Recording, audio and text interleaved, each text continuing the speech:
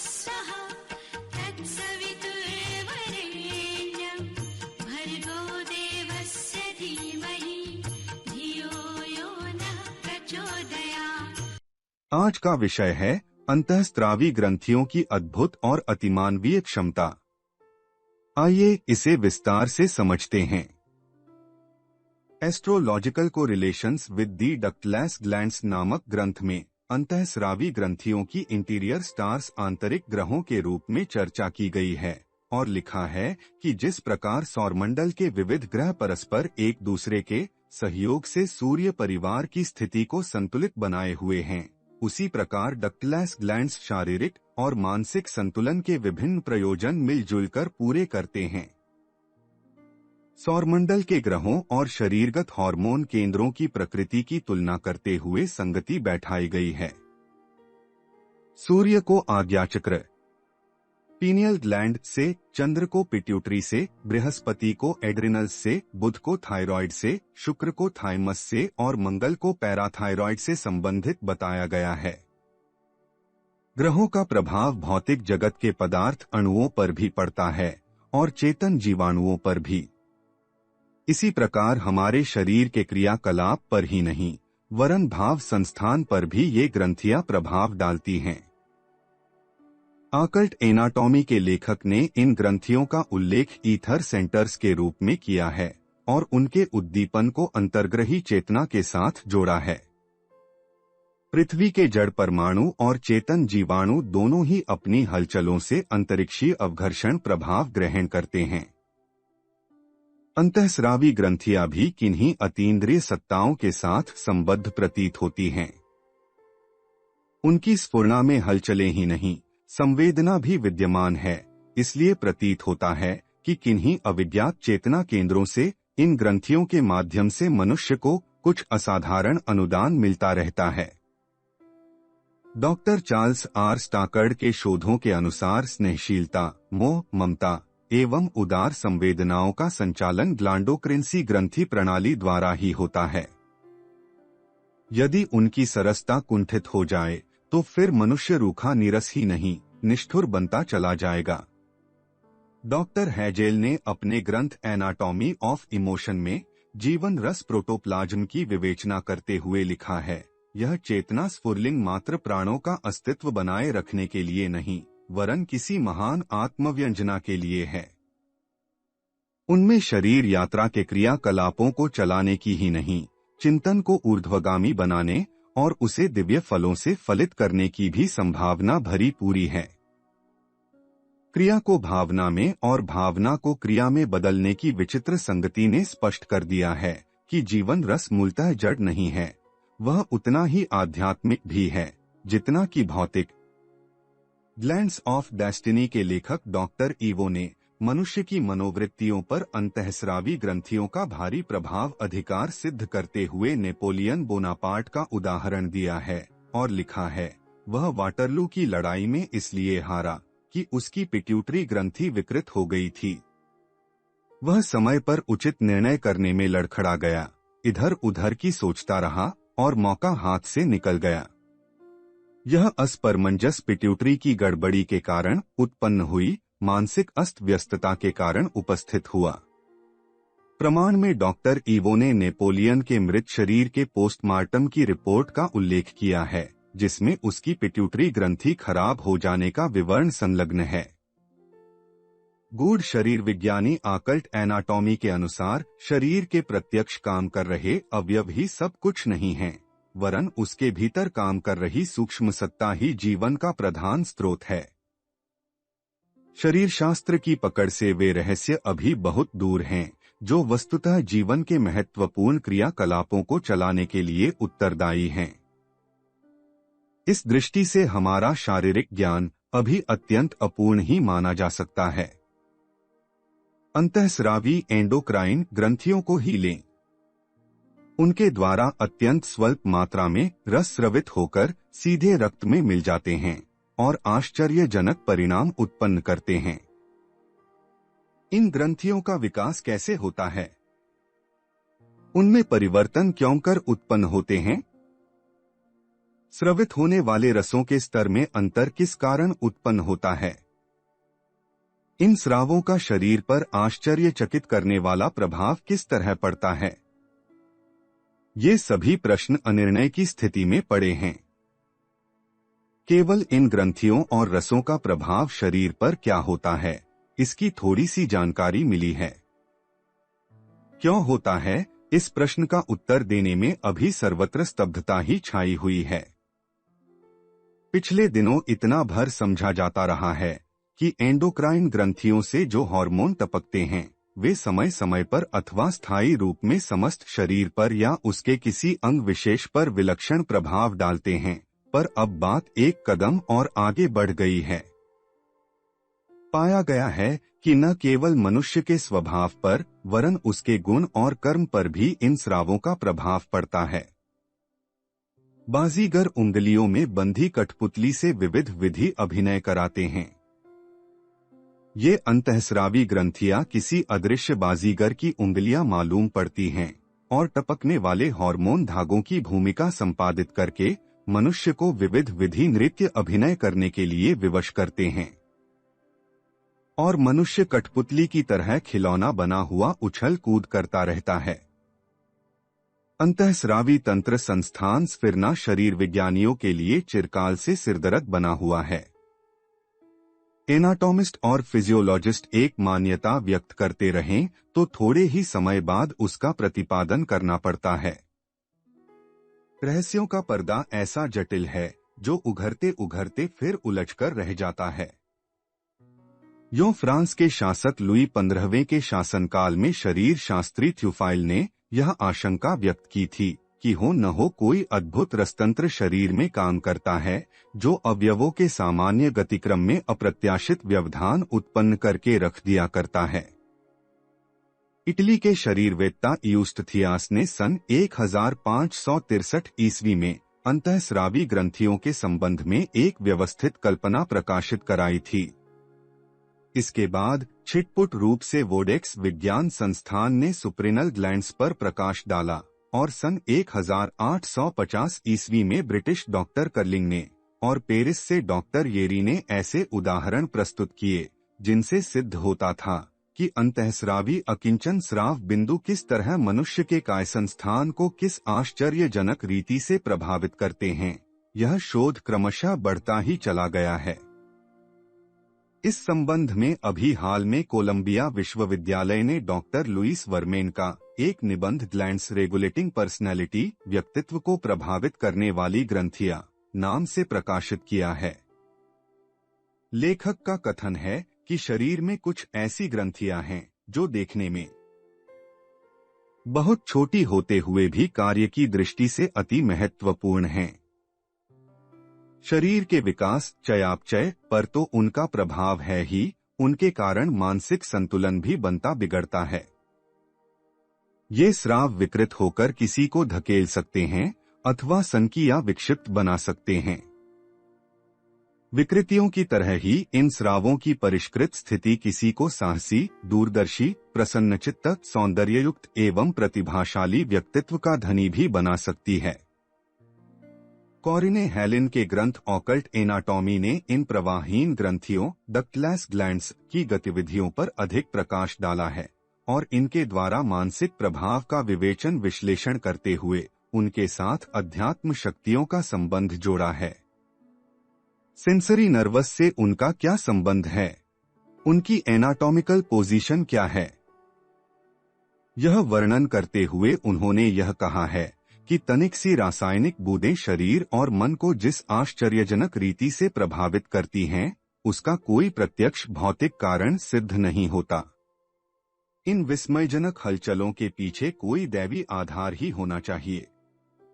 Pineal, pituitary, thyroid, parathyroids, thymus, adrenal, gonads, spleen आदि ग्रंथियों के स्थान, आकार, स्राव और उनके कारण होने वाले शरीरगत परिणामों का उल्लेख अब किसी भी शरीरशास्त्र की पुस्तक में विस्तार पूर्वक मिल सकता है। भूतकाल में जो ग्रंथियां खोजी जा चुकी हैं, उनके भीतर वाले अंग प्रत्यंगों के क्रियाकलाप का भी उहापोह आए दिन होता रहता है। कई नई ग्रंथियां खोजी गई हैं और नए स्रावों का पता लगाया गया है। इस प्रकार इन अंतःस्रावी ग्रंथियों के क्रियाकलाप बताने वाले क्षेत्र का विस्तार बराबर बढ़ता ही जा रहा है। उसकी चर्चा के विस्तृत क्षेत्र में उतरना यहाँ अभीष्ट न होगा। हमारे लिए इतना जानना ही पर्याप्त है कि इन ग्रंथियों से स्राव निकलते हैं और वे बिना किन्हीं नस नाड़ियों का सहारा लिए सीधे रक्त में मिल जाते हैं। इनकी उद्दीपक शक्ति रक्त के माध्यम से न जाने किस स्थान पर न जाने कैसा विलक्षण प्रभाव छोड़ती है कि शरीर का संतुलन बनता है, बैठता है, कभी कभी आश्चर्यजनक रीति से असंतुलित हो जाता है। मनुष्य का बौना रह जाना, असाधारण लंबाई तक बढ़ जाना, मोटापा, पतलापन, नपुंसकता, अदम्य काम वासना, मंदबुद्धि, बौद्धिक प्रखरता, बहुत खाना, न के बराबर खाना, गहरी निद्रा, बिना सोए काम करते रहना, किन्हीं रोगों का अकारण उठ खड़े होना, किसी अवयव का शिथिल या उत्तेजित रहना, जैसा बहुत कुछ गड़बड़ घोटाला इन हार्मोन स्रावों के असंतुलन पर निर्भर रहता है। इतना बहुत कुछ जान लेने पर भी अभी यह विदित नहीं हो सका कि इन स्रावों को न्यूनाधिक या नियंत्रित करने के लिए क्या कुछ किया जा सकता है। दवा दारू की पहुंच इन तक अत्यंत स्वल्प होती है। सर्जन की छुरी, कैंची और सुई भी इन्हें नियंत्रित नहीं कर सकी है। छेड़छाड़ करने पर कई बार ऐसी नई समस्याएं उठ खड़ी होती हैं जो पूर्व कठिनाई को घटाने की अपेक्षा और उल्टा बढ़ा देती हैं। जिस प्रकार गुर्दे, फेफड़े आदि के निकम्मे हो जाने पर उनमें से एक को हटा देते हैं, यह बात भी इन ग्रंथियों के बारे में नहीं बनती। हाथ पांव कट जाने पर, कुछ पसलियां निकल जाने पर तो जिंदगी की गाड़ी लुढ़कती रहती है, पर इन ग्रंथियों में से किसी को हटाने का प्रयत्न करना आग में हाथ डालना है। यूं सामान्य शारीरिक क्रियाकलाप को देखते हुए इन ग्रंथियों का कुछ अधिक महत्व नहीं मालूम पड़ता और बढ़े हुए अंतरपुच्छ की तरह विकृत एंडोक्राइन्स को हटाना उचित लगता है, पर यह है बहुत ही खतरनाक। इस संदर्भ में चीर फाड़ के प्रयासों का उत्साहवर्धक परिणाम नहीं निकला है।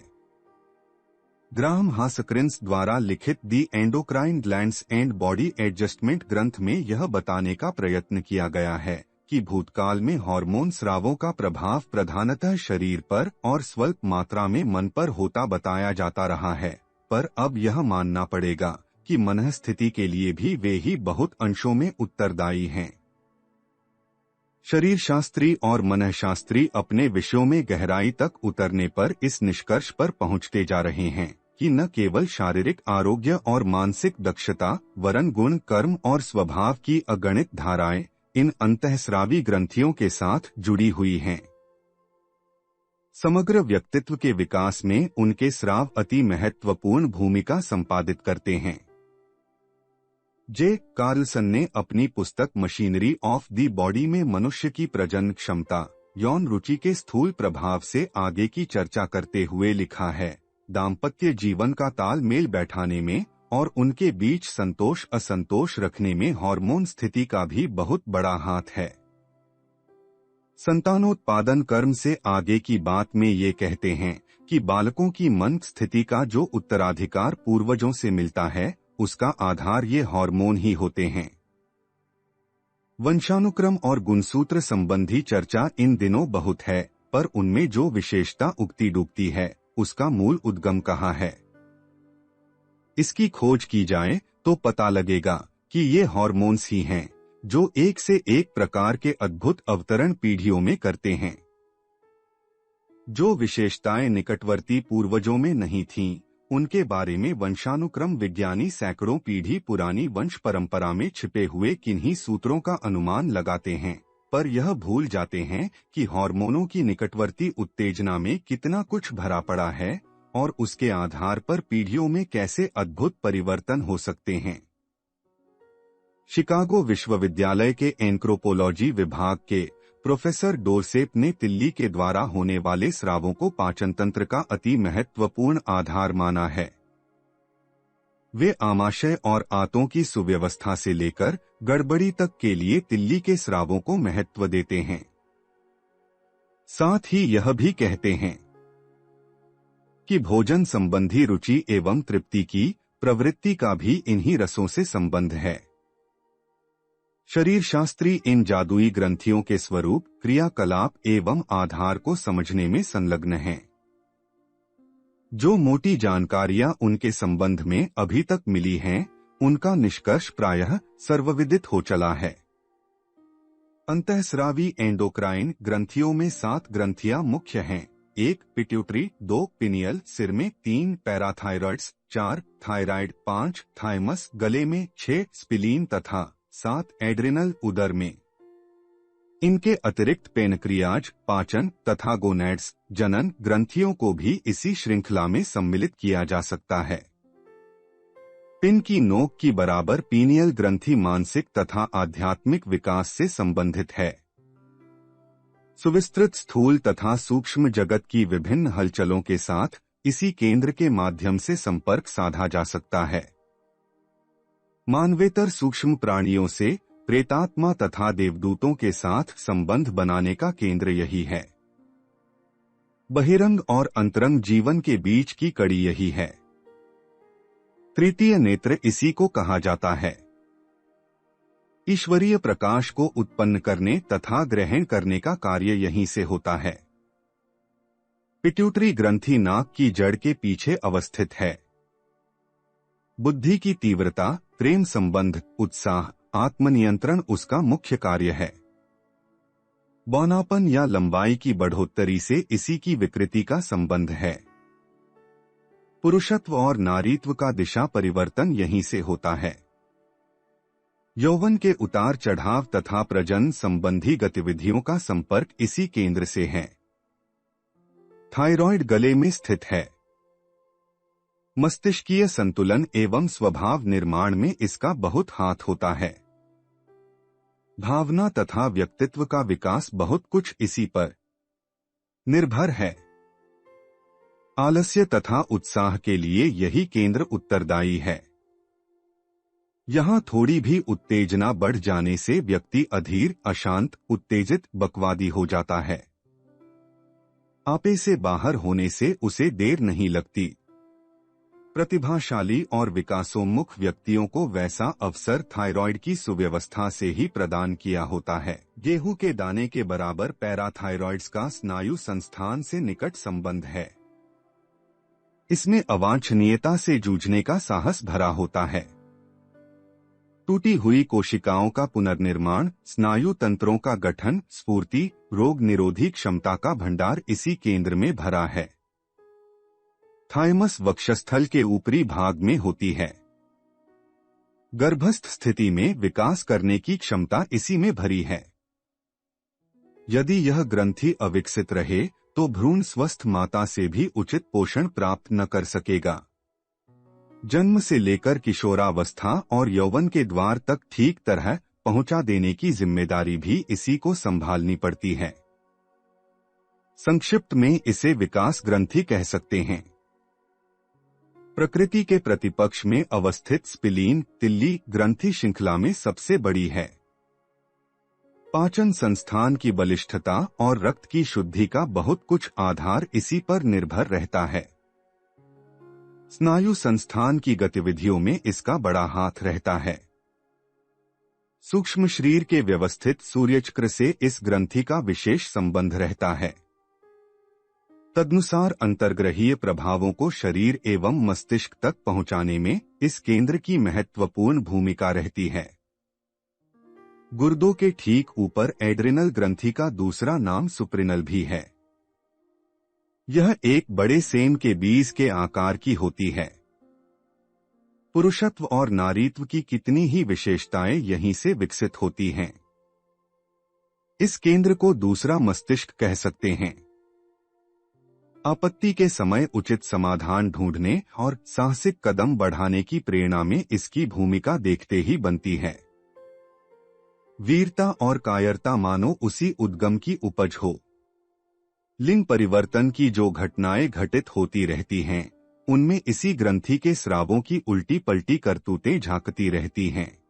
गोनैड्स, जनन ग्रंथियां, जननेंद्रिय की हलचलों की क्षमता को तथा प्रजनन शक्ति को नियंत्रित करती हैं। पुरुष यौवन और नारी यौवन का, विशेषतः प्रजनन संबंधी यौवन का, इसी ग्रंथि से संबंध रहता है। वृद्धावस्था में आमतौर से शरीर बहुत शिथिल हो जाता है और इंद्रियां जवाब दे जाती हैं। फिर भी कई बार यह आश्चर्य देखा गया है कि शताधिक आयु वाले व्यक्ति भी नवयुवकों की तरह प्रजनन क्रिया सफलतापूर्वक संपन्न करते रहते हैं। यह गोनेड्स ग्रंथियों के सशक्त बने रहने का ही परिणाम है। अभी तक अंतःस्रावी ग्रंथियों संबंधी खोज प्रारंभिक अवस्था में है और उनसे निकलने वाले हार्मोन स्रावों के बारे में स्वल्प जानकारी ही प्राप्त हो सकी है। फिर भी जो समझा और पाया गया है, उसे देखते हुए शरीर विज्ञानी आश्चर्यचकित हैं कि शरीर और मन पर वास्तविक नियंत्रण करने वाले ये महत्वपूर्ण लगने वाले स्राव वस्तुतः कितने अधिक महत्वपूर्ण हैं। मस्तिष्क, हृदय, रीढ़, गुर्दे, आमाशय और आंतें आदि अंग शारीरिक स्वास्थ्य को अक्षुण्ण रखने वाले समझे जाते हैं। इन्हीं में कहीं कोई गड़बड़ी के रूप में खोजा जाता है। रक्त परीक्षा द्वारा यह जाना जाता है कि रोगी के शरीर में किन विषाणुओं ने प्रवेश किया है। मल, मूत्र, थूक आदि की परीक्षा करके भी आंतरिक स्थिति का पता लगाया जाता है और पाई गई विकृतियों का शमन किया जाता है। पर जब से हार्मोन स्रावों के संबंध में गहराई से जानकारी मिली है, तब से समझा जा रहा है कि हृदय, गुर्दे आदि तो डाली या टहनी मात्र हैं, शरीर वृक्ष की जड़ें तो अंतःस्रावी ग्रंथियों में गहराई तक घुसी बैठी हैं। गरीब आदमी, जिन्हें चिकनाई की मात्रा अत्यंत स्वल्प मिलती है, अत्यंत मोटे हो सकते हैं और चिकनाई, आलू, चावल आदि का प्रयोग बिल्कुल छोड़ देने पर भी मोटे ही होते चले जाते हैं। ऐसी दशा में प्रतीत होता है कि खुराक से नहीं, शरीर की स्थूलता और दुर्बलता का किसी दूसरी क्षमता से संबंध है। यह बात अल्प अवयवों के संबंध में है। यहाँ तक कि मस्तिष्कीय संरचना के सही होने पर भी सोचने की क्षमता उद्धत एवं अवास्तविकताग्राही हो सकती है। ऐसी दशा में मस्तिष्क आदि का स्थानीय इलाज करने से भी कुछ बनता बिगड़ता नहीं, क्योंकि वे अवयव भी पराधीन होते हैं। अंतःस्रावी ग्रंथियों द्वारा इन अंगों को कठपुतली की तरह नचाया जाता है। औषध विज्ञान अभी भी तीर तुक्का ही बना हुआ है।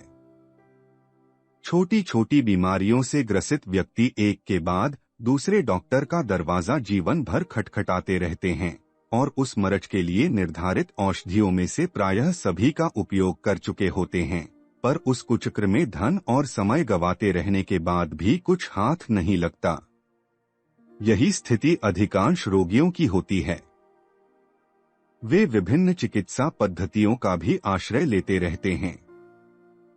एलोपैथी, होम्योपैथी, आयुर्वेद, नेचुरोपैथी आदि ढेरों तरह की चिकित्सा पद्धतियां प्रचलित हैं। वे अपने विज्ञान की महत्ता जोर शोर से करती हैं और उपचार के बढ़े चढ़े दावे भी पेश करती हैं। पर देखा गया है कि उनमें से किसी के भी दावे में बहुत ज्यादा दम नहीं है। रोगी प्रायः यहाँ वहाँ भटकते भटकते जहाँ के तहाँ ही बने रहते हैं। कोई अच्छे हो जाए तो उनकी अंतःशक्ति की अविज्ञात हलचलों को ही श्रेय देने की बात उचित जंचती है।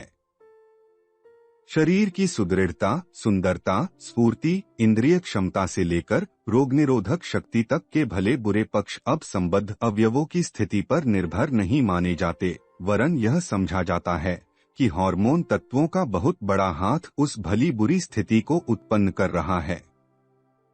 यही बात मानसिक स्थिति के बारे में भी है। मंदबुद्धि, तीव्र बुद्धि, दूरदर्शी, अदूरदर्शी मस्तिष्कीय स्थिति मनुष्य के बहुत प्रयत्न करने पर भी जब बनती बदलती नहीं, तो प्रायः यही अनुमान लगाया जाता है कि न केवल शरीर की वरन मन की स्थिति के संबंध में भी मनुष्य की प्रयत्न चेष्टा बहुत ही सीमित परिणाम उपस्थित कर पाती है। शरीर और मन की स्थिति से एक कदम और आगे बढ़कर स्वभाव और चरित्र की बात आती है। इसे भावना एवं निष्ठा क्षेत्र कह सकते हैं, आध्यात्मिक स्तर भी।